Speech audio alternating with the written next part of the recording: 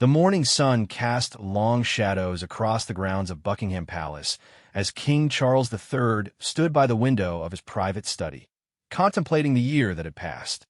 It was early November 2025, and the time had come to plan the royal Christmas card that would be sent to thousands of people across the Commonwealth and beyond. This simple tradition carried enormous weight, representing not just seasonal greetings, but the very essence of the modern monarchy. Queen Camilla entered the room quietly, carrying 2 cups of tea. She knew her husband well enough to recognize when he was deep in thought. The Christmas card might seem like a small detail to outsiders, but both understood its significance in connecting with people during the festive season. Every choice they made would be scrutinized, analyzed, and interpreted by millions around the world. The photographer, Hugo Bernard, had been commissioned weeks earlier. He was no stranger to royal photography, having captured some of the most important moments in the family's recent history. His assistant had already scouted several locations within the palace grounds, each offering different moods and meanings. The blue drawing room, with its magnificent chandelier and golden decorations, spoke of tradition and grandeur. The gardens, even in their autumn state, offered a more relaxed, natural setting that might better reflect the king's environmental commitments. Charles turned from the window as Camilla approached. They had discussed various concepts over breakfast meetings and evening conversations. Should they choose formality to emphasize the dignity of the crown, or opt for something warmer to show their human side? The balance was delicate. Too casual might seem disrespectful to the institution. Too formal might appear distant and out of touch.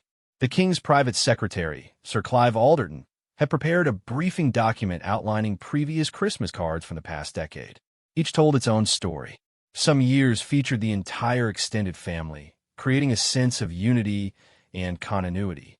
Others showed just the monarch and consort, emphasizing the core of the constitutional monarchy. The 2024 card had been particularly well received, showing Charles and Camilla at Balmoral, relaxed yet regal, connecting with the king's Scottish heritage. This year felt different. The world had changed significantly. Global challenges required leadership that was both steady and compassionate. The British public, and indeed the Commonwealth nations, looked to their sovereign for stability in uncertain times. The Christmas card would be more than a festive greeting. It would be a statement of reassurance and hope. Camilla suggested they review the short list of charities that would receive special mention in their Christmas message. The card itself would be simple, but the accompanying donations and acknowledgments would support causes close to their hearts. Literary programs for children, environmental conservation efforts, and support for the elderly were all under consideration. Each choice reflected their personal values while serving the greater good. The Queen Consort had her own ideas about the photograph. She favored something that showed them working together, perhaps reviewing documents or engaged in one of their joint charitable endeavors. It would demonstrate their partnership not just as husband and wife, but as a team dedicated to service. Charles appreciated the suggestion, but wondered if it might appear too businesslike for a Christmas greeting. Their communications team had conducted focus groups, though neither Charles nor Camilla put too much stock in such modern methods. Still, the feedback was interesting. Younger people appreciated authenticity and relatability. Older generations valued tradition and formality. International audiences looked for symbols of stability and continuity. Balancing these diverse expectations was like conducting a complex orchestra. The discussion turned to wardrobe choices. Every detail mattered in royal photography. Colors needed to complement without clashing. Jewelry choices would be scrutinized for their symbolism. Even the smallest accessories would be analyzed by royal watchers around the world. Camilla's stylist had prepared several options, each carefully coordinated with potential backgrounds and lighting scenarios. Charles mentioned his preference for including subtle nods to the Commonwealth realms. Perhaps a Canadian maple leaf brooch for Camilla, or a background featuring gifts from various nations. These small touches acknowledged the global nature of their role while maintaining the personal feel of a Christmas greeting. The Commonwealth was not just a political arrangement, but a family of nations, and the Christmas card could reinforce those bonds. Weather concerns added another layer of complexity to the planning. November in London was notoriously unpredictable. If they chose an outdoor setting, they would need backup plans. The photographer had suggested having multiple options ready, allowing them to adapt on the day of the shoot. Flexibility was essential, though it complicated the already complex logistics. The historical weight of the tradition was not lost on either of them. Royal Christmas cards dated back generations, each one now preserved in archives and studied by historians. Queen Victoria had popularized Christmas cards in Britain, and every monarch since had continued the tradition. Charles felt the responsibility of adding his contribution to this long line of festive greetings. Security considerations also played a role in the planning. Any location chosen would need to be thoroughly vetted. If they selected an outdoor venue, additional measures would be required. The protection officers worked closely with the photography team to ensure safety without creating an atmosphere of tension that might show in the final images. The goal was natural warmth, not stiff formality born of security concerns. Camilla raised the question of whether to include any other family members. Previous years had sometimes featured the whale's children or other young royals, adding a multi-generational element that resonated with families everywhere. However, coordinating schedules and managing the dynamics of a larger group photo presented challenges. Simplicity might serve them better this year. The king's love of gardens influenced his thinking. Perhaps they could use the organic garden at Highgrove, showing their commitment to sustainable living. The image of them among the winter vegetables and cold frames would certainly be unique for a royal Christmas card. It would demonstrate their hands-on approach to environmental issues while providing a rustic, authentic backdrop. Their private secretary returned with tea and updates from various Commonwealth governors-general. Each had opinions on what would resonate in their respective nations. Australia appreciated informality, Canada valued tradition, and the Caribbean nations enjoyed vibrant colors and warmth. Trying to please everyone was impossible, but understanding these perspectives helped inform their decisions. The question of digital versus traditional printing arose. While most recipients would receive physical cards, increasing numbers preferred digital greetings. The palace had been moving toward more sustainable practices, and this presented an opportunity to reduce paper usage while maintaining the personal touch of a royal Christmas greeting. They decided on a hybrid approach, offering both options. Charles stood and walked to his desk, where previous year's cards were displayed. Each one triggered memories of the circumstances surrounding its creation. The first, as king, had been particularly challenging, balancing the solemnity of recent loss with the joy of the season. Now, in 2025, they had found their rhythm as monarch and consort, and the card could reflect that confidence. The conversation turned to the message that would accompany the card. While the image would capture attention, the words would carry the deeper meaning. Charles had been drafting thoughts about hope, resilience, and community. He wanted to acknowledge the challenges people faced while celebrating their strength and determination. The message needed to be inclusive, speaking to people of all faiths and none. Camilla suggested incorporating themes from their recent tours. They had witnessed remarkable examples of community spirit and innovation across the realms. Sharing these stories in their Christmas message would highlight the positive developments often overshadowed by negative news. People needed reminders of human goodness, especially during the festive season. The deadline for final decisions approached rapidly. The printing process alone would take several weeks, and international shipping required additional time. Every delay narrowed their options and increased pressure on the team. Yet rushing such an important decision would be counterproductive. The image chosen would represent the monarchy throughout the holiday season and beyond. Their discussion was interrupted by a knock at the door. The photographer had arrived for a preliminary meeting. Hugo Burnand entered with portfolios of location shots and lighting tests. His experience showed in the thoroughness of his preparation. Each potential setting had been photographed at different times of day, in various weather conditions, showing how natural light would affect the final image. The three of them reviewed the options methodically. The white drawing room offered elegance and formality, its mirrors creating interesting depth and reflection. The throne room provided undeniable majesty, but might seem too imposing for a Christmas card. The music room struck a balance between grandeur and warmth, its rounded walls creating an intimate feeling despite its size. Bernan had also prepared outdoor options.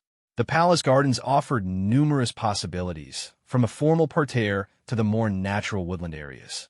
He had even scouted locations at Windsor Castle and Sandringham, understanding that the setting itself could tell part of the story.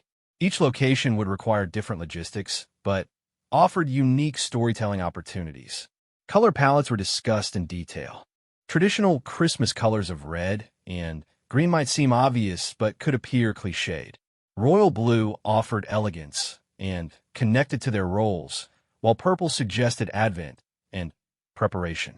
Camilla favored warmer tones that would reproduce well in print and digital formats. The photographer showed examples of how different color combinations had worked in previous royal portraits. The question of props arose delicately. Should they include symbols of their work? Books for Camilla's literacy campaigns? Garden tools for Charles's environmental efforts? Or should the image focus solely on them, letting their presence carry the message? Bernan showed examples of both approaches, each with distinct advantages and potential pitfalls. Technical considerations occupied much of the discussion. Modern photography offered possibilities unimaginable in previous reigns. Digital enhancement could perfect any image, though authenticity remained paramount. They agreed that while minor adjustments for lighting and color were acceptable, the photograph should genuinely capture a moment rather than create an artificial perfection. The meeting extended through lunch, served quietly as they continued working. Sandwiches and tea replaced formal dining, reflecting the working nature of their discussion. This itself demonstrated how the modern monarchy balanced ceremony with practicality. Even choosing a Christmas card photo required the same dedication as any state duty. Camilla raised an important point about accessibility. The card would be reproduced in various formats for different audiences. Large print versions for the visually impaired, digital formats compatible with screen readers, and descriptions for those unable to see the image at all. Inclusivity was not an afterthought, but integral to their planning. Charles considered the international implications more deeply. The card would arrive in republics and monarchies alike, in nations facing prosperity and those struggling with challenges.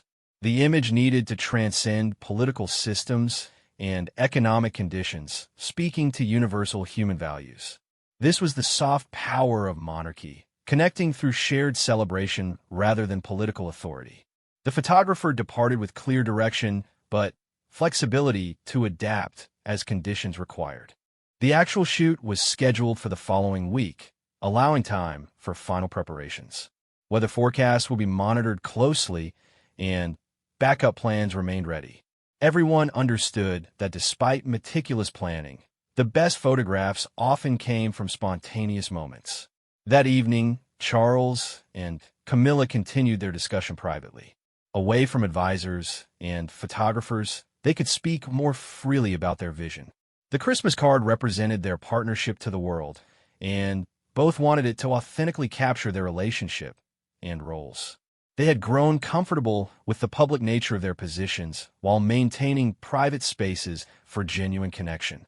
The Queen mentioned how different this process was from her first years in royal life. Then, she had been learning protocols and finding her place. Now, she brought her own experience and perspective to every decision. The Christmas card would show not just the king and queen consort, but two people who had found their way to serve together. Charles reflected on his mother's Christmas cards, how they had evolved over her long reign. Early cards showed a young queen with small children, full of post-war optimism. Later ones revealed a grandmother, then great-grandmother, surrounded by expanding family. Her final card had shown a monarch in her 10th decade, still serving with dignity and grace. He hoped their cards would similarly chronicle their journey of service. The planning process revealed larger truths about modern monarchy. Every decision required balancing multiple considerations: tradition and innovation, formality and accessibility, national identity and international appeal. The Christmas card embodied these tensions in miniature, a single image carrying enormous symbolic weight. As November progressed toward December, finishing touches were added to the plan. The charity components were finalized, with several organizations chosen to receive special recognition. The message draft underwent multiple revisions, each word carefully chosen for clarity and impact. Even the envelope design received attention, balancing security features with aesthetic appeal. The actual photography day arrived with typical British weather uncertainty. Morning fog gave way to weak sunshine, then clouds threatened rain. The team had prepared for all possibilities, with indoor and outdoor options ready. Charles and Camilla approached the session professionally, but with good humor, understanding that tension would show in the final images. Multiple setups were photographed, providing options for the final selection. Formal poses in state rooms alternated with relaxed moments in private spaces. The garden session proceeded despite chilly temperatures, both royals maintaining warm expressions despite the cold. Their experience with public appearances served them well, projecting comfort even in challenging conditions. The selection process proved as complex as the planning. Hundreds of images required review, each offering subtle differences in expression, positioning, and mood. The communications team provided input, as did trusted advisors, but ultimately the choice rested with Charles and Camilla. They sought an image that felt true to who they were while serving the institution they represented. Technical quality eliminated many options. Others failed to capture the warmth they sought to project. Some appeared too formal, others too casual. The perfect balance emerged slowly, like developing a photograph in classic darkroom techniques. When they finally agreed on the image, both knew instinctively it was right. Post-production work began immediately. Color correction ensured accurate reproduction across different printing methods. The layout team added the carefully chosen message, balancing text and image harmoniously. Every detail underwent scrutiny, from font selection to margin widths. Nothing was left to chance in creating the final product. Printing commenced in high-security facilities. The royal cipher appeared on each card, a mark of authenticity in an age of digital reproduction. Quality control checked every batch, ensuring consistent color and registration. The scale of production was staggering, with cards destined for every corner of the globe. The distribution list itself required careful management. Heads of state, charity patrons, military regiments, and countless individuals who had served or supported the monarchy throughout the year. Each card would be personally signed, a task requiring hours of dedicated time from both Charles and Camilla. This personal touch distinguished royal card from mass-produced alternatives. As December approached, advance copies were shared with key stakeholders. Commonwealth Governors-General received early versions to coordinate local release. The media team prepared for the public unveiling, anticipating questions and preparing responses. Social media strategies ensured wide digital distribution while maintaining appropriate formality. The Queen spent hours perfecting her signature, ensuring each card received proper attention despite the volume. Charles likewise dedicated time to this task, viewing it not as tedium but as connection with recipients. Each signature represented a moment of personal attention in an increasingly impersonal world. Final preparations included coordinating with postal services worldwide. Royal Mail received special handling instructions, ensuring timely delivery despite holiday volumes. International shipping commenced early, accounting for distance and customs procedures. The logistics rivaled major commercial operations while maintaining personal touches throughout. As the public release date approached, anticipation built among royal watchers and media outlets. The Christmas card had become a cultural moment, analyzed and discussed across traditional and social media. Fashion magazines would examine wardrobe choices, body language experts would interpret poses, and historians would place the image in longer contexts. The palace communications team prepared comprehensive briefing materials, background information on the photographer, the location, and the charitable components accompanied the image release. They anticipated every possible question while maintaining appropriate mystery. Some details would remain private, preserving the personal nature of the greeting. Charles and Camilla reviewed the final product with satisfaction. The image captured their partnership and purpose while maintaining appropriate dignity. The accompanying message struck the right balance between acknowledging challenges and celebrating hope. Together, image and text created a complete communication, worthy of the tradition it continued. The 2025 Christmas card represented more than seasonal greetings. It embodied the evolution of monarchy in modern times, balancing ancient traditions with contemporary expectations. Through careful planning and thoughtful execution, Charles and Camilla had created something both personal and universal, specific to their roles yet relatable to anyone celebrating the season. As printing completed and distribution began, both felt the satisfaction of duty fulfilled. The card would soon reach recipients worldwide, carrying messages of hope and connection across distances and differences. In an age of instant digital communication, the physical card maintained special significance, a tangible connection between sovereign and subjects, between one family and many. The process had revealed much about the nature of modern monarchy. Every decision required multiple considerations, balancing competing demands while maintaining authentic purpose. Yet through careful planning and genuine commitment, they had created something meaningful. The 2025 Christmas card would take its place in the long tradition of royal holiday greetings, contributing another chapter to the ongoing story of British monarchy. The December morning arrived with crystalline clarity as palace staff made final preparations for the Christmas card's public release. Behind the scenes, a carefully orchestrated operation had been months in the making, and now the moment of revelation approached.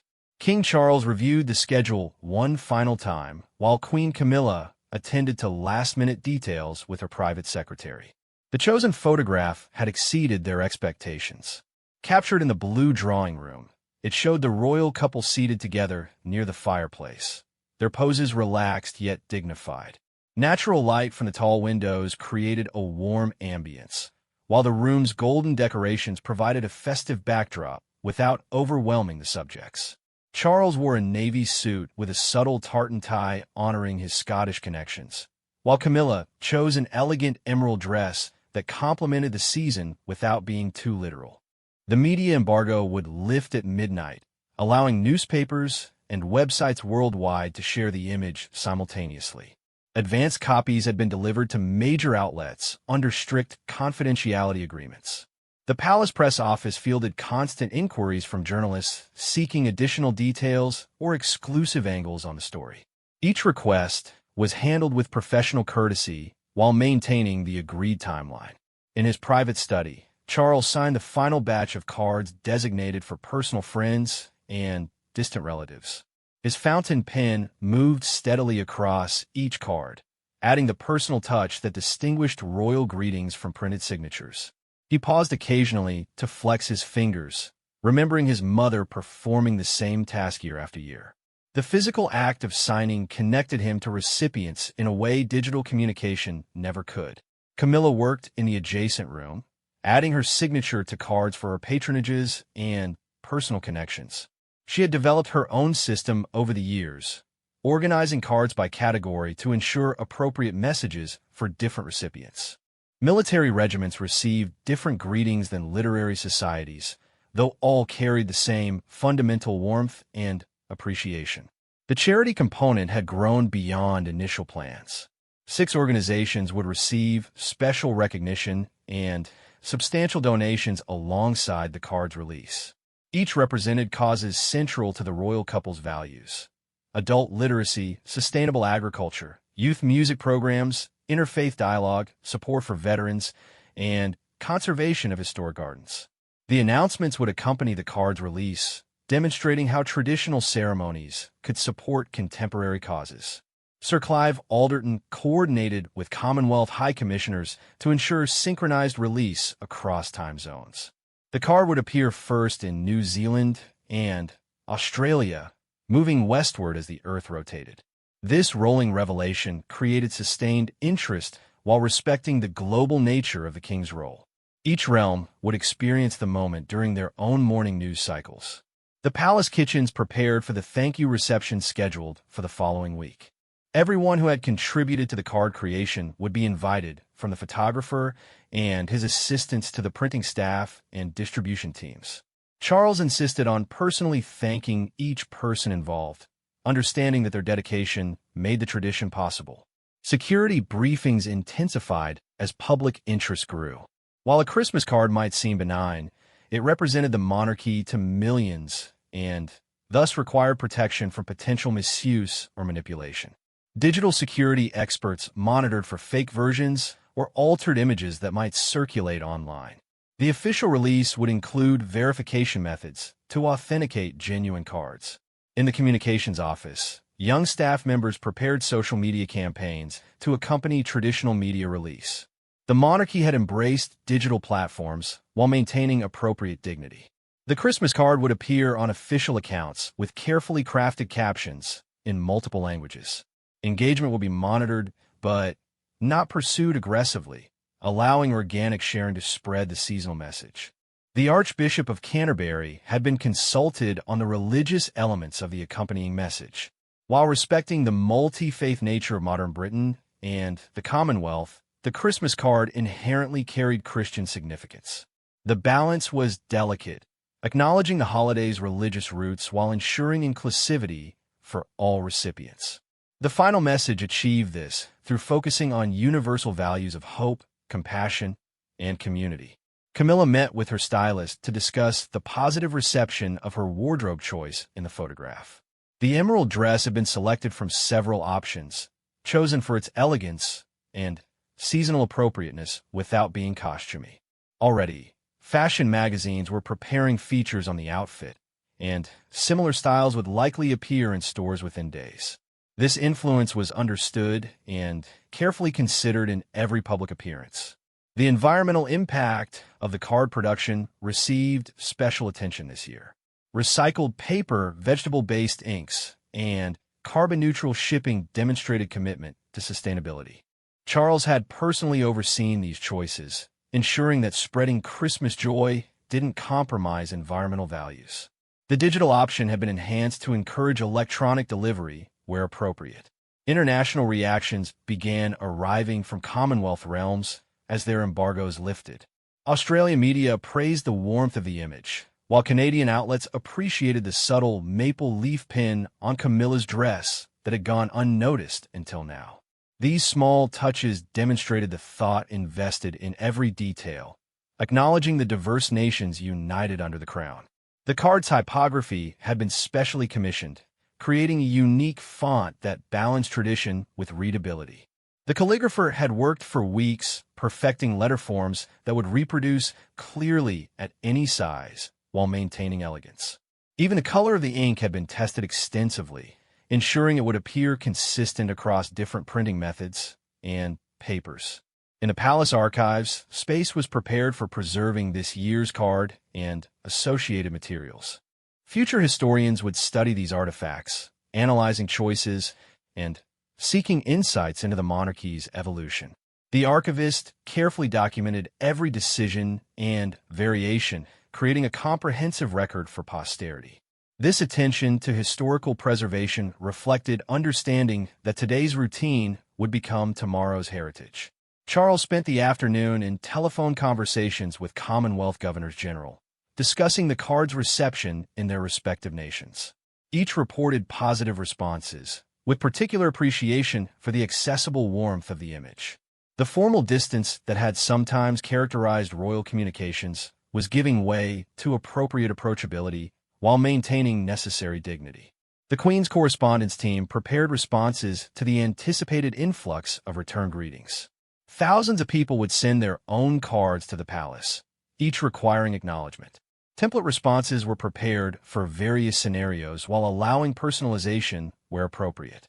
This reciprocal exchange strengthened connections between palace and public. Media analysis began immediately as outlets worldwide published their coverage. Royal correspondents offered interpretations of everything from body language to background details. The generally positive reception vindicated the careful planning, though some criticism was expected and accepted as part of public life. The palace monitored coverage without attempting to control narratives. The printing facility reported completion of the full run, with quality control confirming consistent excellence throughout. Surplus cards were secured for archival purposes and potential additional needs. The success of the physical production validated the decision to maintain traditional printing alongside digital distribution. Craftsmanship still mattered in an increasingly virtual world. Distribution centers across the globe confirmed receipt of their allocations. Local postal services have been briefed on handling procedures, ensuring respectful treatment of royal mail. In some nations, delivering royal Christmas cards was considered an honor assigned to senior postal workers. These cultural differences were understood and accommodated in distribution planning. Camilla attended a reception for the Photographers Guild, where Hugo Bernard presented a technical discussion of the card photography. Professional photographers appreciated the subtle lighting techniques and composition choices that created the final image. The behind-the-scenes insights revealed the complexity hidden within apparent simplicity. Every element had been deliberately chosen and expertly executed. The Palace Gift Shop prepared special editions of the card for public sale, with proceeds supporting royal charities. These versions included additional information about the photograph and its creation, satisfying public curiosity while generating funds for good causes. The commercial aspect was handled tastefully, maintaining the card's primary purpose as a greeting rather than merchandise. Evening news programs led with the card's release, analyzing its significance and comparing it to previous years. Royal experts offered context while fashion commentators discussed styling choices. The broad coverage demonstrated the card's cultural impact beyond its basic function. It had become a marker of the season, anticipated and discussed as part of holiday traditions. Charles watched the coverage with mixed feelings. The positive reception pleased him, but the intense scrutiny of what should be a simple greeting reminded him of the unique pressures of royal life. Every gesture carried weight beyond personal intention, interpreted through multiple lenses of tradition, politics, and public expectation. Yet this was the role he had accepted and now fulfilled with dedication. The Commonwealth Secretariat reported that the card had been particularly well received in smaller member nations. For these countries, inclusion in royal communications affirmed their equal standing within the family of nations.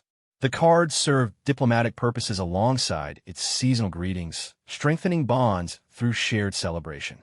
Social media metrics showed impressive engagement, with the official post being shared hundreds of thousands of times within hours. Comments range from simple holiday wishes to detailed analyses of symbolic elements.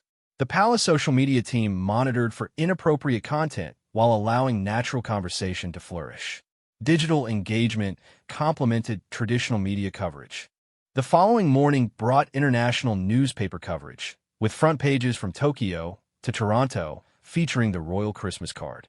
Each nation's coverage reflected local perspectives while sharing common appreciation for the image's warmth. The global reach demonstrated the monarchy's unique position as a unifying symbol across diverse cultures. Charles met with his private secretary to review the launch's success and discuss lessons learned for future years.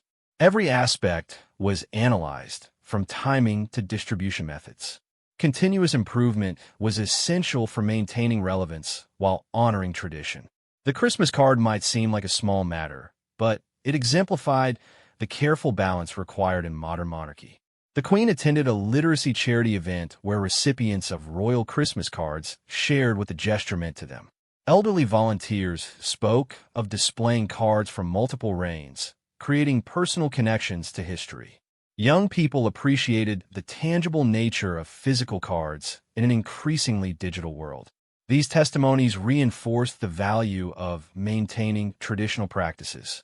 Religious leaders across the Commonwealth offered reflections on the card's message, appreciating its inclusive tone while maintaining Christmas authenticity. The interfaith dialogue it sparked demonstrated how traditional Christian celebrations could unite rather than divide diverse communities. The royal couple's commitment to religious harmony was evident in every carefully chosen word. The production team gathered for their thank you reception at the palace. Charles and Camilla moved through the room, spending time with each person who had contributed to the card's creation. From security personnel to envelope stuffers, everyone received personal acknowledgement. This attention to individual contributions reflected the values expressed in the card itself. As the first week of release concluded, analysis showed the most successful launch in recent memory. Media coverage had been overwhelmingly positive, public engagement exceeded expectations, and the charitable components generated significant support for chosen causes. The careful balance of tradition and modernity had resonated across generations and cultures. Buckingham Palace's mail room reported unprecedented volumes of response cards arriving daily. Citizens from every Commonwealth realm and beyond sent their own greetings, often sharing personal stories or expressing gratitude for royal service. These responses would be cataloged and preserved, creating a snapshot of public sentiment during this historical moment. The diplomatic corps praised the card's subtle acknowledgement of international relationships. Small details noticed by different nations fostered feelings of inclusion and recognition. The soft power impact of such gestures was understood by foreign ministries worldwide. Cultural diplomacy through Christmas cards might seem quaint, but its effectiveness was undeniable. Charles reflected privately on how different this process was from his years as Prince of Wales. Then, his cards had represented important but supporting roles. Now, as sovereign, every communication carried the weight of the crown itself. The responsibility was sobering, but the positive reception affirmed that he and Camilla were finding their way in these demanding roles. The Queen's reading room displayed cards from previous years, creating a visual timeline of their journey together. From their wedding card to their first as king and queen consort, each marked a milestone in their shared service. The 2025 card would join this collection, another chapter in their continuing story. Environmental groups praised the sustainable production methods, using the royal example to promote broader adoption of eco-friendly practices. Charles's longtime commitment to environmental causes gained credibility through such practical demonstrations. The Christmas card became a teaching moment for sustainable celebration, showing how tradition and environmental responsibility could coexist. Fashion retailers reported increased demand for emerald green dresses and navy suits with tartan accessories. The Camilla effect and Charles' influence on fashion were documented phenomena, with royal choices affecting consumer behavior. This influence carried responsibility, which both took seriously in making public appearance choices. The palace archives received requests from museums wanting to display historic royal Christmas cards. A traveling exhibition was proposed, showing the evolution of royal holiday greetings across reigns. The cultural significance of these seemingly simple cards was recognized by institutions worldwide. History was being made and preserved simultaneously. As December progressed, the card continued generating positive coverage and public engagement. Schools used it as a teaching tool for lessons about monarchy, tradition, and communication. Art classes analyzed the photography techniques, while history students compared cards across different reigns. Educational value emerged from what began as a simple greeting. The success of the 2025 card influenced planning for future communications. Lessons learned about balancing tradition with accessibility, formality with warmth, and national identity with international appeal would inform other royal messaging. The Christmas card had become a laboratory for exploring effective sovereign communication in the modern age. Charles and Camilla found quiet satisfaction in private moments, away from analysis and media coverage. They had successfully navigated another important tradition, adding their contribution to the long history of royal Christmas cards. More importantly, they had connected with millions of people during a season of celebration and reflection. The card's message of hope and unity resonated particularly strongly in a world facing various challenges. People found comfort in the continuity represented by royal traditions, while appreciating the modern touches that showed evolution and adaptation. The balance achieved in the 2025 card demonstrated that institutions could honor their past while embracing their future. As Christmas Eve approached, the palace prepared for its own celebrations. Staff members who had worked tirelessly on the card project would enjoy well-earned rest. The public duties surrounding the card's release would give way to private family gatherings. Even sovereigns needed moments of personal celebration amid their official responsibilities. The final tally of charitable donations generated by the card campaign exceeded all expectations. Each chosen organization reported significant increases in support, both financial and volunteer engagement. The multiplier effect of royal recognition was demonstrated once again. Traditional practices could indeed serve contemporary purposes when thoughtfully executed. International media requests continued arriving, with documentaries planned about the history of royal Christmas cards.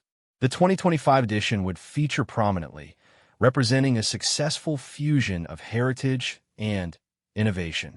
Charles agreed to limited participation, understanding that sharing the process could inspire others to maintain meaningful traditions in their own lives. On Christmas morning, as bells rang across the Commonwealth and families gathered worldwide, the royal Christmas card sat on mantels and desks from Auckland to Zanzibar. Each one carried the same image and message, yet meant something unique to every recipient. This universality within individuality exemplified the monarchy's role in the modern world. Charles and Camilla, attending Christmas service at Sandringham, knew that millions had received their greetings. The careful planning, meticulous execution, and thoughtful messaging had achieved its purpose. They had successfully shared not just a card, but a connection, not just an image, but an ideal of service and celebration combined. The 2025 Royal Christmas card would be remembered as more than a beautiful photograph or well-crafted message. It represented a moment when tradition and progress met harmoniously, when an ancient institution demonstrated contemporary relevance. Through careful attention to every detail, from conception to delivery, the king and queen consort had created something both timeless and timely. As the year drew to a close, preparations would soon begin for the 2026 card. The cycle would continue, each year building on previous successes while seeking new ways to connect and communicate. The Christmas card tradition, like the monarchy itself, would evolve while maintaining its essential purpose, bringing people together in celebration of shared values and common hopes for the future. The new year arrived with reflection on the Christmas card's extraordinary impact across the globe. In the quiet of Sandringham, King Charles studied detailed reports from his communications team, analyzing how the simple greeting had resonated far beyond expectations. Queen Camilla joined him in the library, bringing tea and her own observations gathered from personal correspondence. Commonwealth High Commissioners had compiled comprehensive feedback from their respective nations. In Jamaica, the card had sparked discussions about the evolving relationship between the Crown and Caribbean nations. The warmth of the image had softened some Republican sentiments, showing a monarchy capable of genuine connection rather than distant formality. Local newspapers had printed the card on front pages, with editorials praising its inclusive message. The Australian response particularly interested Charles. As a realm with ongoing constitutional debates, Australian reception of royal communications served as a barometer for monarchical support. The 2025 card had achieved something remarkable. Even staunch Republicans acknowledged its tasteful execution and appropriate tone. The image of Charles and Camilla as working partners rather than distant figures had resonated with Australian values of egalitarianism. In Canada, the subtle maple leaf detail on Camilla's dress had generated enormous goodwill. Canadian media devoted entire segments to analyzing this thoughtful touch, seeing it as recognition of their nation's importance within the Commonwealth family. The Governor-General reported increased interest in royal connections, particularly among younger Canadians who appreciated the modern approach while respecting traditional ties. New Zealand's response emphasized the environmental aspects of the card's production. As a nation deeply committed to sustainability, they particularly valued Charles's insistence on eco-friendly materials and carbon-neutral distribution. The Christmas card became a talking point for environmental education, showing how traditional practices could adapt to contemporary concerns. Smaller Commonwealth nations had perhaps the most touching responses. In Tuvalu, threatened by rising sea levels, the king's environmental commitment demonstrated through sustainable card production carried special meaning. The Prime Minister wrote personally to express how this attention to detail showed genuine care for their existential challenges. The card had become more than a greeting. It was a statement of solidarity. The palace mailroom continued processing thousands of response cards arriving daily. Staff had developed an efficient system for sorting, acknowledging, and preserving these communications. Each card was scanned for digital archiving before physical storage, creating a comprehensive record of public sentiment. Patterns emerged from the messages: gratitude for stability in uncertain times, appreciation for the personal touch in a digital age, and recognition of the royal couple's genuine partnership. Charles personally read a selection of responses each morning, finding inspiration and insight in citizens' words. A teacher in Scotland described using the card to teach her students about constitutional monarchy. A veteran in Canada shared how receiving the royal greeting had brightened his difficult holiday season. A children's choir in South Africa had created their own version of the card, showing their interpretation of Commonwealth unity. The impact on chosen charities continued exceeding projections. The literacy organization Camilla patronized reported a 40% increase in volunteer applications following the card's release. People explicitly cited the royal recognition as motivation for getting involved. Similar patterns appeared across all 6 featured charities, demonstrating the multiplier effect of royal endorsement. Academic institutions requested permission to study the card as a communications case study. Universities from Oxford to Melbourne wanted to analyze how traditional institutions could maintain relevance through thoughtful modernization. Charles approved selected academic access, understanding that sharing knowledge could benefit other organizations facing similar challenges of balancing heritage with contemporary expectations.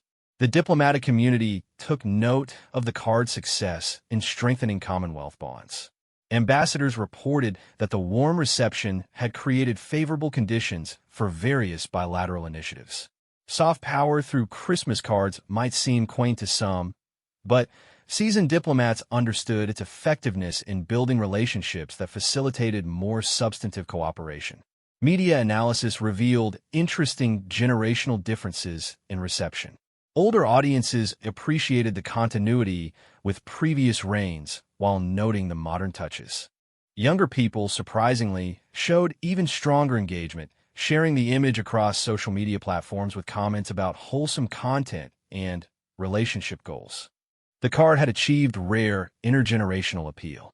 Fashion impact continued rippling outward. The British Fashion Council reported increased interest in sustainable fashion following publicity about the card's eco-friendly production and Camilla's choice of a British designer using ethical practices. The conscious fashion movement gained royal endorsement without explicit statement, simply through thoughtful choices made visible. The photographer, Hugo Bernan, received international recognition for his work. Photography journals published technical analyses of the image, praising the subtle use of natural light and the composition that balanced formality with warmth. He donated his increased profile to mentoring young photographers, extending the card's positive impact into professional development for emerging artists. Charles convened a special meeting to discuss lessons learned for future royal communications. The success had not been accidental, but resulted from careful planning, authentic intention, and meticulous execution. Each element, from initial concept to final delivery, had contributed to the overall impact. These insights would inform not just future Christmas cards, but all royal messaging. The cybersecurity team reported successful defense against various attempts to create and distribute fake versions of the card. Their proactive measures had prevented misuse while allowing legitimate sharing to flourish. This digital protection had become as important as physical security in protecting royal communications from exploitation or manipulation. Camilla's literary charities organized readings of the card's message in multiple languages, celebrating the universal themes that transcended linguistic barriers. Children in India read alongside elderly people in Britain, connected through shared words of hope and community. These events demonstrated how simple messages, thoughtfully crafted, could unite diverse populations. Environmental scientists praised the carbon-neutral achievement in production and distribution. Detailed calculations showed that tree planting initiatives had more than offset any environmental impact. The palace published these figures transparently, encouraging other organizations to adopt similar practices. Leadership by example proved more effective than mere advocacy. The card's influence extended into unexpected areas. Mental health organizations reported using the image and message in therapeutic contexts, discussing themes of partnership, hope, and community connection. The warm, accessible portrayal of the royal couple provided a positive model for relationship discussions. Therapists found clients responding to the authenticity evident in the photograph. International constitutional scholars analyzed the card's role in modern monarchy. Papers were presented at conferences discussing how such traditional communications maintained relevance in democratic societies. The 2025 card became a case study in balancing ceremonial roles with genuine public engagement. Academic interest validated the serious thought invested in what might seem a simple greeting. Commonwealth youth organizations particularly embraced the card's message. Young leaders across member nations organized community service projects inspired by the charitable components. They created their own versions of holiday greetings supporting local causes, multiplying the impact far beyond anything originally envisioned. Youth engagement with traditional institutions have been revitalized through thoughtful modernization. The Palace Events team documented every aspect of the card's creation and distribution for future reference. This institutional memory would guide successors, ensuring hard-won lessons weren't lost with personnel changes. The documentation included not just successes, but also challenges overcome and mistakes avoided. Honest assessment enabled continuous improvement. Religious leaders continued finding meaning in the card's inclusive message. Interfaith dialogue events used it as a starting point for discussing how traditional religious celebrations could unite rather than divide diverse communities.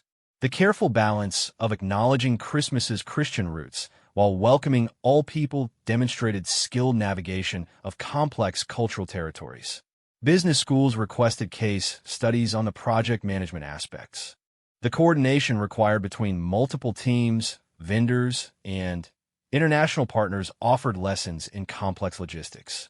Students analyzed decision-making processes, stakeholder management, and crisis contingency planning. The Christmas card project became an unexpected source of management education. Charles received reports from governors general about local initiatives inspired by the card. In several nations, citizens had organized their own charitable campaigns linked to the royal example. Community groups created local versions of Christmas cards supporting neighborhood causes. The ripple effects demonstrated how royal leadership could catalyze grassroots action. The Queen's personal correspondence revealed touching stories of individual impact. A lonely widow in Australia described how receiving the card had made her feel remembered and valued. A young family in Canada had started their own tradition of sending thoughtful holiday greetings after being inspired by the royal example. These personal testimonies reminded both Charles and Camilla why such traditions mattered. Art critics published analyses of the photograph's composition, comparing it to historical royal portraits while noting innovative elements. The use of natural light rather than formal studio lighting was particularly praised as metaphor for transparent, accessible monarchy. The setting in the blue drawing room balanced grandeur with intimacy, showing how spaces could be both impressive and welcoming. Social media influencers, initially skeptical of royal traditions, found themselves genuinely moved by the card's authenticity. Several created content exploring why this traditional greeting had resonated in an Instagram age. Their followers engaged thoughtfully, discussing the value of tangible connections in an increasingly digital world. Traditional institutions gained new advocates among unlikely audiences. The postal services of various nations reported increased Christmas card usage following the royal example. People who hadn't sent physical cards in years were inspired to revive the practice. Stationery shops reported selling out of quality card stock. The digital age hadn't eliminated desire for tangible connections. It had perhaps intensified appreciation for them. Charles commissioned a special study on the environmental impact of revived card-sending traditions. Researchers developed guidelines for sustainable practices, from paper selection to delivery methods. These resources were made freely available, ensuring that increased card exchange didn't compromise environmental progress. Leadership required considering unintended consequences and providing solutions.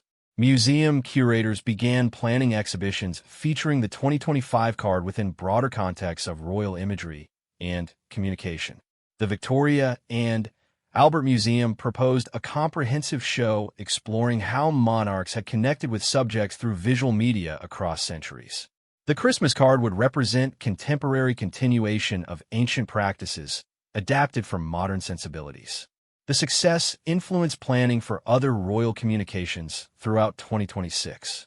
Every public message would be crafted with similar attention to authenticity, inclusivity, and purpose. The Christmas card had established a new standard for royal engagement, one that honored tradition while embracing evolution. Staff understood that maintaining this standard required continued dedication and creativity. International media remained interested months after the initial release. Documentary teams from various nations requested access to create programs about royal Christmas traditions. Charles and Camilla agreed to limited participation, understanding that sharing the story could inspire others to strengthen their own traditions and community connections. The Commonwealth Secretariat reported that the card had positively influenced perceptions of the organization itself. Member nations felt more connected to each other through their shared relationship with the Crown. Plans emerged for collaborative projects inspired by the unity themes in the Christmas message. The card had become a catalyst for practical cooperation. As spring arrived, the lasting impact became clear. What had begun as an annual tradition had evolved into something more significant. The 2025 Christmas card had demonstrated how traditional institutions could remain relevant and valuable in rapidly changing times. Through careful thought, genuine intention, and excellent execution, a simple greeting had strengthened bonds across nations and generations. Charles often returned to the original photograph in quiet moments, seeing in it not just an image but an aspiration. The warmth between him and Camilla, the balance of formality and accessibility, the integration of tradition and modernity. These weren't just photographic choices, but guiding principles for his reign. The Christmas card had captured and communicated these values more effectively than any policy paper or speech. Camilla found herself moved by the ongoing responses still arriving at the palace. People continued sharing how the card had touched their lives in small but meaningful ways. Some had been inspired to reconnect with estranged family members.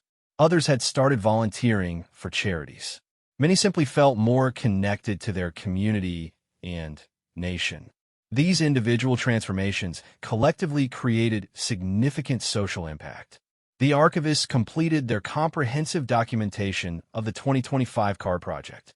Future historians would have access to detailed records of every decision, challenge, and success. This transparency reflected confidence that the choices made could withstand scrutiny.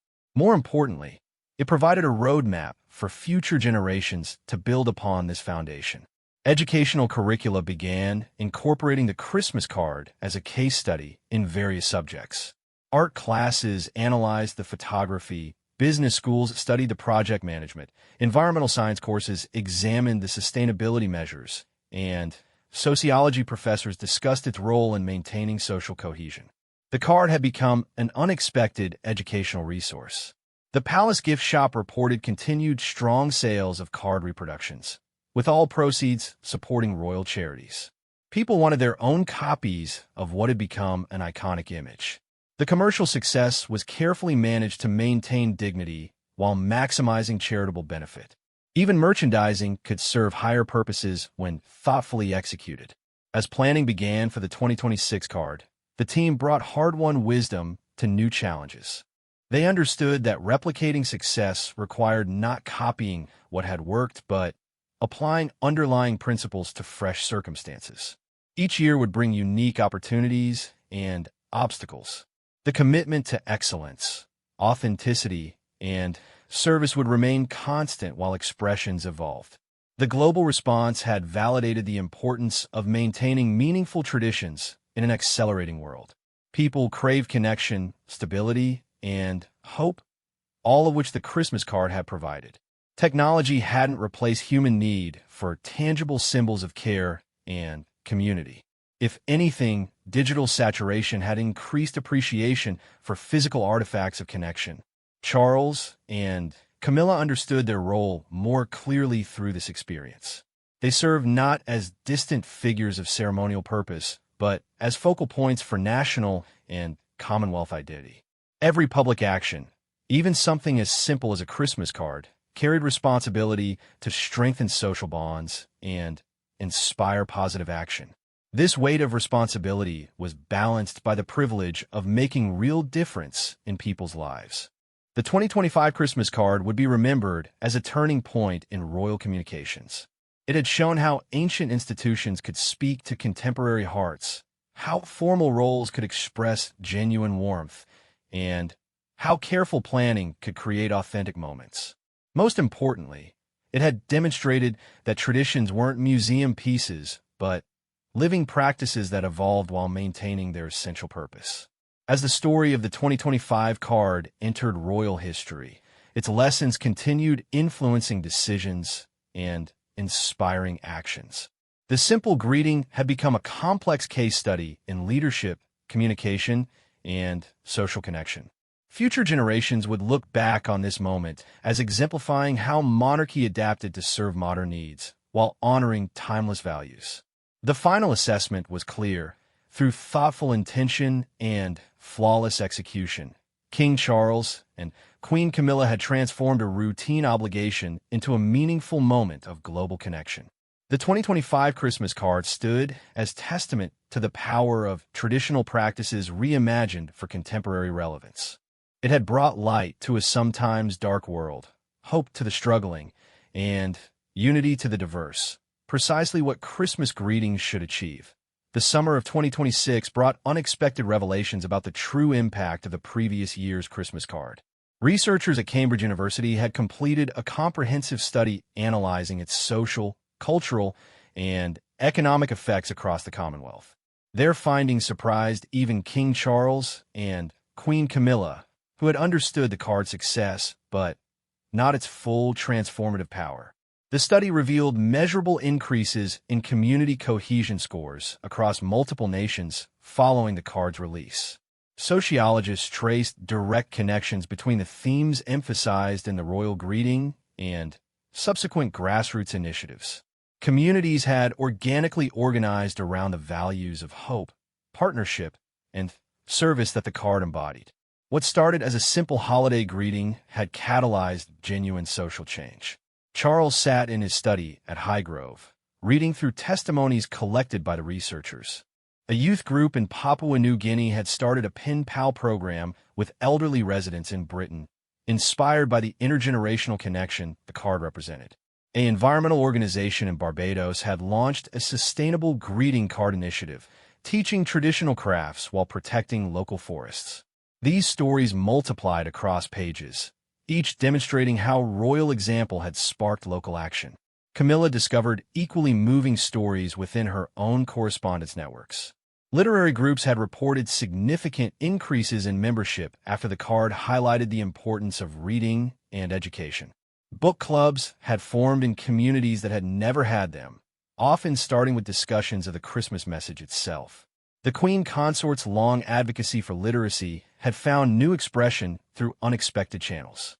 The economic impact study proved particularly fascinating. Small businesses specializing in traditional craft had experienced a renaissance as people sought authentic, handmade cards inspired by the royal example. Calligraphers, paper makers, and traditional printers reported their best year in decades. The revival of these heritage skills had created employment while preserving cultural knowledge. In Scotland, the tartan industry had seen unexpected benefits from Charles's subtle nod to Scottish heritage in his Christmas card attire. Weavers reported increased international orders, with Commonwealth nations particularly interested in creating their own interpretations of traditional patterns. The economic ripples spread far beyond initial projections. Museums worldwide had created exhibitions inspired by the card, exploring themes of communication, tradition, and cultural evolution. The Metropolitan Museum in New York had assembled a remarkable show comparing royal greetings across cultures and centuries. The 2025 card was displayed alongside historical examples from various monarchies, demonstrating universal human needs for connection and celebration. The environmental legacy proved particularly lasting. The carbon-neutral production methods had become industry standard, with major greeting card companies adopting similar practices. The palace had freely shared their sustainability protocols, creating widespread change in an industry previously known for waste. Charles's lifelong environmental advocacy had found practical expression that businesses could actually implement. Universities had developed entire courses around the case study. Harvard Business School created a module on traditional leadership in modern contexts, using the Christmas card as its primary example. Students analyzed how established institutions could maintain relevance without sacrificing core values. The lessons extended far beyond monarchy to any organization balancing heritage with innovation. The psychological impact intrigued researchers most. Studies showed that recipients of the royal card reported increased feelings of social connection and national belonging. In an era of digital isolation, the physical card had provided tangible proof of inclusion in a larger community. Mental health professionals noted the therapeutic value of such concrete symbols of care and recognition. Young entrepreneurs had been particularly inspired. Several startup companies emerged offering personalized, sustainable greeting services modeled on the royal approach. They combined traditional craftsmanship with modern customization technology, creating employment while serving growing demand for meaningful communication. The palace had inadvertently sparked a minor industry revolution. The interfaith dialogue components had yielded unexpected fruit. Religious leaders who had initially discussed the card's inclusive message had continued meeting, forming permanent councils for community cooperation. These groups had organized joint charitable efforts, disaster relief programs, and cultural exchange initiatives. The Christmas card had become a catalyst for lasting institutional cooperation. Charles received a particularly moving letter from a small island nation facing climate challenges. The Prime Minister described how the card's environmental message had inspired national action. Schools had created curricula around sustainable traditions, while communities had organized beach cleanups and reforestation projects. The royal example had provided moral authority for difficult but necessary changes. The artistic community had embraced the card's aesthetic influence. Photography schools reported increased interest in portraiture that balanced formality with warmth. The specific techniques used in the royal photograph, natural lighting, authentic emotion, meaningful setting, had become teaching standards. A new generation of photographers was learning to capture genuine human connection rather than mere surface beauty. Diplomatic benefits continued accumulating. Commonwealth trade negotiations had proceeded more smoothly, with negotiators referencing the shared values expressed in the Christmas card.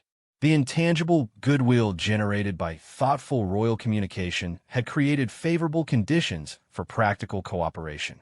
Soft power had translated into concrete agreements benefiting millions. The palace archives had become a destination for scholars studying organizational communication. Researchers were particularly interested in the decision-making process that had created such successful messaging. The transparent documentation Charles had insisted upon was proving invaluable for understanding how traditional institutions could navigate modern challenges. Camilla's influence on the card's charitable components had inspired a new model for royal patronage. Rather than simple endorsement, the integrated approach of combining recognition with practical support and public engagement had multiplied impact.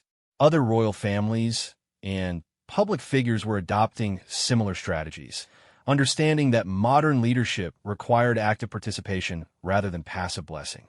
The generational bridge the card had created was perhaps its most lasting legacy. Young people who might have dismissed monarchy as irrelevant had found connection through the authentic partnership displayed by Charles and Camilla.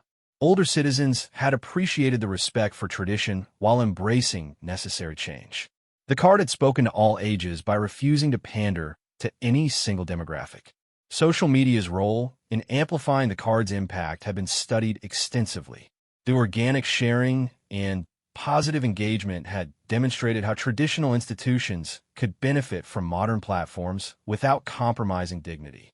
The palace's restrained but effective digital strategy had become a model for other heritage organizations navigating online spaces. The Commonwealth Youth Parliament had adopted the card's themes as organizing principles for their initiatives. Young leaders from diverse nations had found common ground in values of service, sustainability, and inclusive community building. Programs emerging from their collaboration were addressing challenges from climate change to social isolation, all traceable to inspiration from a Christmas greeting. Educational psychologists had documented improvements in children's understanding of constitutional monarchy after teachers had used the card as a teaching tool. The accessible image and clear message had made abstract concepts concrete for young minds. Civic education had been enhanced through the simple example of leaders serving their communities with warmth and dedication. The fashion industry's embrace of sustainable practices following the card's influence had exceeded all expectations. Major fashion weeks now featured dedicated sustainable collections, with designers citing the royal example as inspiration. Camilla's thoughtful wardrobe choices had demonstrated that elegance and environmental responsibility were not merely compatible but complementary. Local governments across the Commonwealth had initiated their own greeting card traditions, connecting civic leaders with citizens. These programs, explicitly modeled on the royal example, had strengthened community bonds while supporting local artists and craftspeople. The multiplication of the concept at various levels had created networks of connection previously absent. The anniversary of the card's release had become an informal celebration in many communities. Groups gathered to exchange their own cards, share stories of connection, and plan charitable initiatives. What had begun as royal tradition had evolved into grassroots movement, demonstrating how leadership could inspire without controlling. Charles often reflected on his mother's understanding of symbolic power. She had known that small gestures, consistently performed with genuine intention, could maintain institutional relevance across decades of change. The 2025 Christmas card had validated this wisdom while adapting it for contemporary contexts. Tradition and innovation had proven to be partners rather than opponents. The international development community had adopted lessons from the card's creation process. Projects were being designed with similar attention to stakeholder inclusion, authentic communication, and measurable impact. The comprehensive planning that had seemed excessive to some observers was now recognized as essential for creating lasting positive change. Neuroscience researchers had studied the cognitive impact of receiving physical cards versus digital messages. The Royal Christmas card had provided perfect test case, with millions receiving the same message through different media. Results confirmed that tangible communications created stronger emotional responses and better memory retention. The palace's insistence on maintaining physical cards alongside digital options had been validated by hard science. The Commonwealth sporting federations had created their own version of connecting through greeting cards, with athletes exchanging messages of support and friendship across nations. These exchanges had strengthened the Commonwealth Games' spirit beyond competition periods. The concept of connection through simple, thoughtful communication had found expression in unexpected venues. Historians were already placing the 2025 card within longer narratives of royal communication and social influence. Comparisons with Victoria's popularization of Christmas traditions showed how monarchs could shape cultural practices. The digital age had changed methods, but not fundamental human needs for connection and celebration. Charles and Camilla had successfully translated ancient responsibilities for modern times. The card's influence on charitable giving had been profound and lasting. The 6 organizations featured had not only received immediate support, but had developed sustainable funding models based on increased visibility. Other charities had learned from their experience, understanding that royal patronage was most effective when integrated with genuine engagement rather than simple endorsement. Indigenous communities within the Commonwealth had particularly appreciated the card's inclusive messaging. Several First Nations groups in Canada had created their own traditional greeting exchanges, reviving cultural practices while participating in broader Commonwealth connections. The royal example had empowered cultural expression rather than imposing uniformity. The business community had extracted numerous lessons from the card's success. Case studies proliferated in management literature, analyzing everything from stakeholder management to brand authenticity. The project demonstrated that even established institutions could innovate while maintaining core identity. Change and continuity were not opposites, but dance partners. Medical professionals had documented therapeutic applications of the card's themes. Support groups had used discussions of hope and partnership to facilitate healing conversations. The image of Charles and Camilla as partners facing challenges together had provided accessible metaphor for relationship counseling. Art therapy programs had incorporated card making as expressive medium. The legal community had studied the card's navigation of complex constitutional relationships. How a single image could acknowledge diverse governance systems while maintaining unified symbolic leadership had become subject of scholarly analysis. The delicate balance achieved had provided template for other complex institutional communications. As the second anniversary approached, retrospectives appeared across media platforms. Journalists who had initially treated the card as routine seasonal story now recognized its historical significance. Documentary producers competed to tell the complete story, understanding that seemingly simple greeting had catalyzed remarkable changes across societies. Camilla had begun collecting stories of individual transformations inspired by the card. Her private project aimed to preserve human dimension of what could become dry historical record. Each story reminded her that royal service meant touching individual lives, not just representing abstract institutions. The personal remained political in most profound sense. The environmental movement had adopted the card's production methods as gold standard for sustainable events. From music festivals to corporate conferences, organizers sought to achieve similar carbon neutrality. The palace's transparent sharing of methodology had enabled widespread adoption. Leadership by example had proven more effective than regulation or preaching. Schools of government worldwide had incorporated the Christmas card case into curricula on public communication. Future leaders learned how symbolic acts could create real change when executed with authentic intention and professional excellence. The balance of careful planning with genuine warmth had become model for effective governance. The technology sector had studied the card's successful integration of digital and physical media. Rather than seeing them as competing channels, the royal approach had demonstrated their complementary strengths. Tech companies were reconsidering their rush to digitize everything, understanding the human needs for tangible connection remained strong. International relations scholars had documented the card's diplomatic impact. Subtle acknowledgments of different nations had strengthened bonds more effectively than formal treaties. The soft power generated had facilitated subsequent negotiations on everything from trade to environmental cooperation. Cultural diplomacy had proven its enduring relevance. As King Charles prepared for future Christmas cards, he carried forward hard-won wisdom. Each year would require fresh creativity while maintaining successful principles. The challenge was avoiding formulaic repetition while honoring established expectations. Innovation within tradition remained the guiding principle. The 2025 Christmas card had transcended its original purpose to become catalyst for positive change across multiple dimensions of society. From individual inspiration to institutional transformation, from local initiatives to international cooperation, its influence continued rippling outward. What had begun as simple seasonal greeting had evolved into a landmark moment in modern monarchy.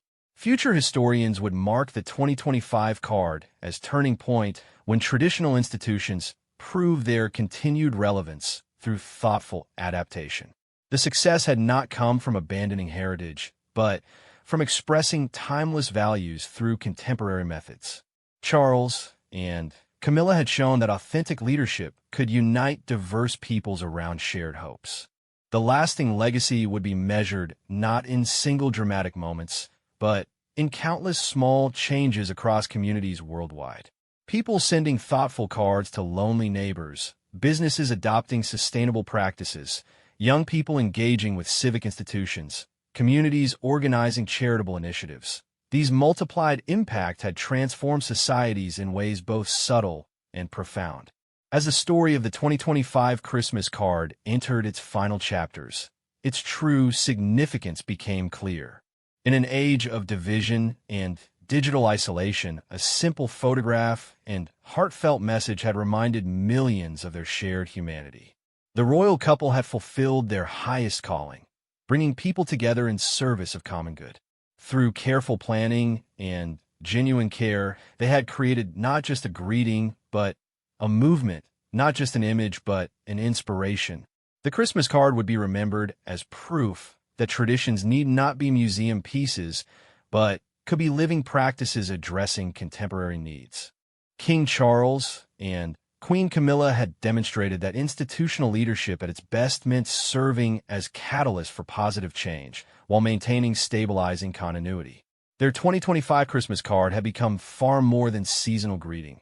It had become a blueprint for meaningful leadership in complex times, inspiring hope and action across nations and generations.